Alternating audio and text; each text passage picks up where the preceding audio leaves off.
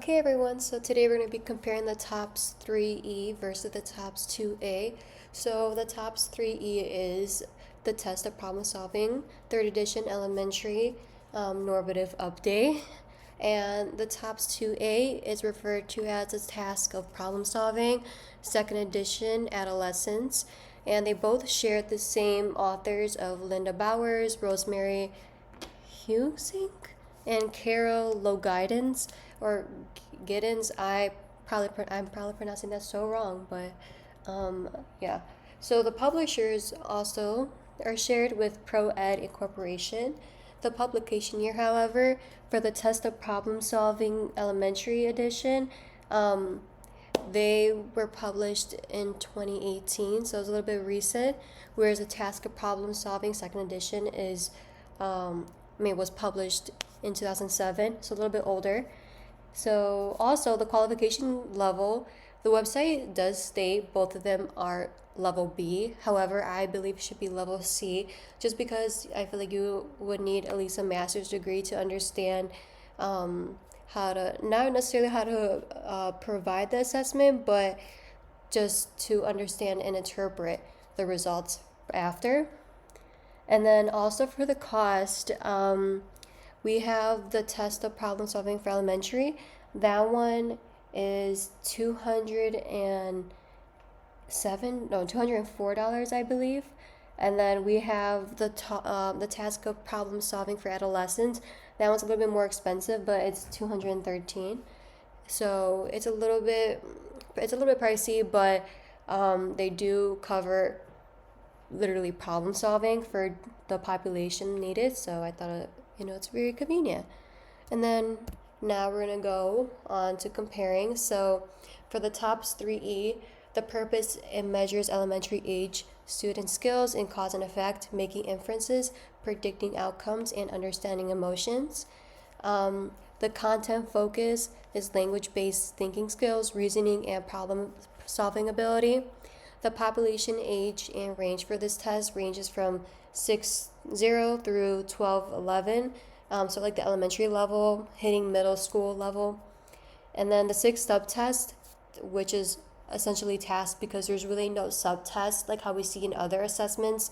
They're more just kind of things we're looking for in that one test that measures. So determining causes, making inferences, sequencing, negative questions, problem solving, and predicting.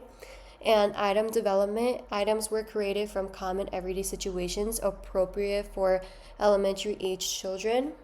And now we have the TOPS-2A. So the purpose, it assesses adolescents' abilities in inference, problem solving, perspective taking, and flexible thinking at varying complexity levels, with the content focus of language comprehension, logic, problem solving, and social cognition. And the population age range for this test would be 12-0 through 17-11. So that middle school to high school level would be appropriate for the adolescents.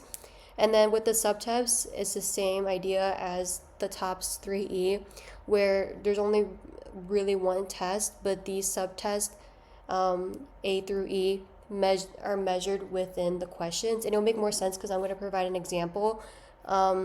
So we have making inferences, determining solutions, problem solving, interpreting perspectives, and transferring insights, with the item development purpose being scenarios relevant to adolescents' daily life and social experience. And then we're going to talk more about the types of tests and then specifically like the comparison of administration. So for the TOPS-3E, the type of test is performance-based, uses open-ended verbal responses, and it's the same idea with the TOPS-2A, so that's a similarity that we have already. Another similarity is the administration. So it's individually administered in person with verbal prompts and picture stimuli. The same goes for the 2A. It's individually administered, but instead of a picture stimuli, it's more just reading like a passage and then answering questions.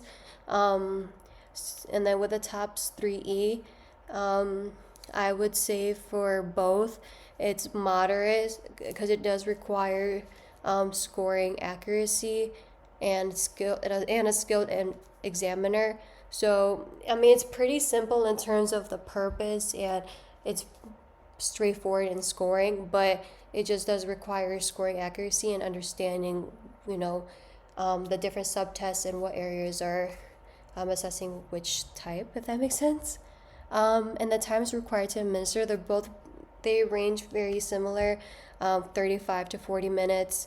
And then the types of scores, these are also pretty similar, but a big difference is that the TOPS-2A uses subscales as well. So overall composite scores, total test score. So we have the raw score standard, so aka the problem solving index that is used more in the third edition of the elementary. And then we have the percentiles and age equivalents. So really the big difference only with the types of scores is just that the TOPS-2A does use subscales. And then with scoring, another difference is that the TOPS-3E, the manual scoring uses a rubric of 0 to 2 points per item, whereas the TOPS-2A, it's 0 to 1 point. So there is some leniency with the TOPS-3E for this population because I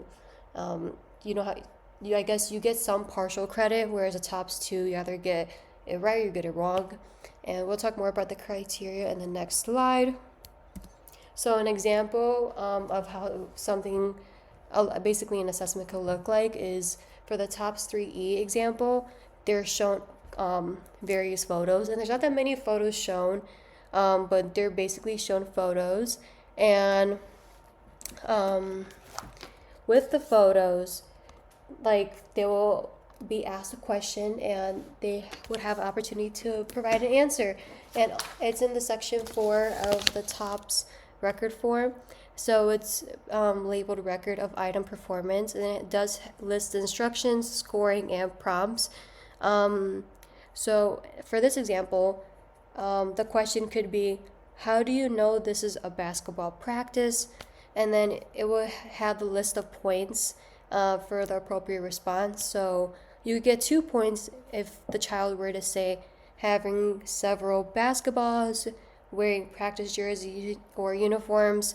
1 point could be something like seeing a coach's no, which, I mean, it does inference, but it's not the full correct response that we're looking for. And then 0 points could be anything that's not already listed. So something I like about this assessment, that it does tell you what response they're looking for, which it makes it easier to score for sure.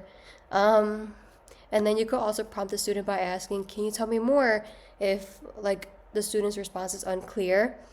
And then yeah, so that's basically how it goes, and you kind of just score based off the amount of questions they get right. Each picture gets about 6 questions, and then you total it up at the end, and then that's where you get your total raw score. And then once you get your raw score, then you essentially convert it to the standard percentile and etc.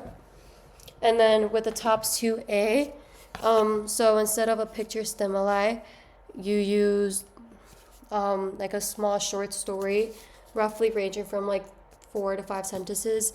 I know the story complexity gets harder as you go on, but this is the first, passage that the examiner will read.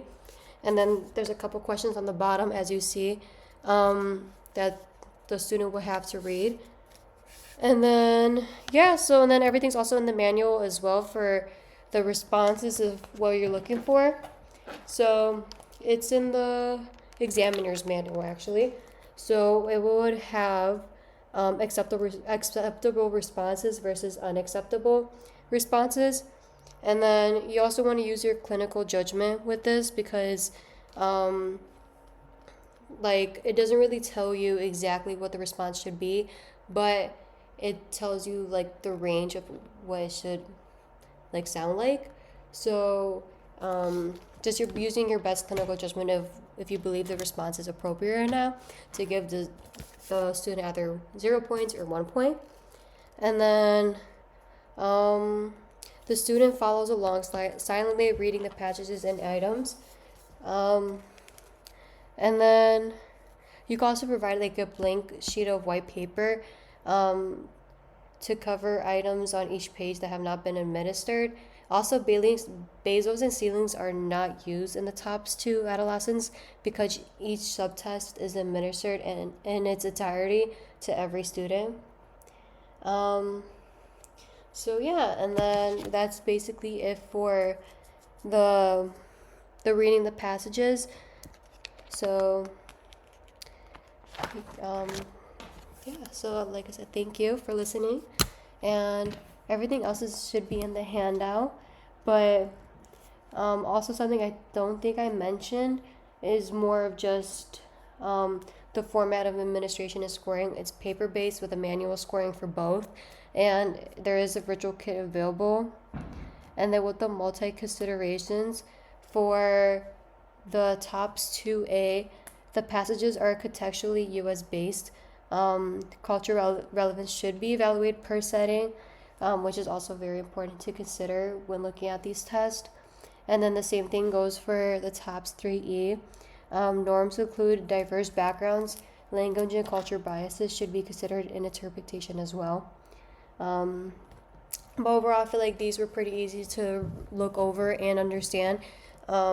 Especially the manual, it's very helpful, and I think the TOPS-2A does have a flap, which I do like tabs, which I appreciate it because it helps you know where things are, because a lot of times the manuals are like all over the place. So I really appreciate both of these assessments and the purpose of it overall. So yeah, thank you for listening to this.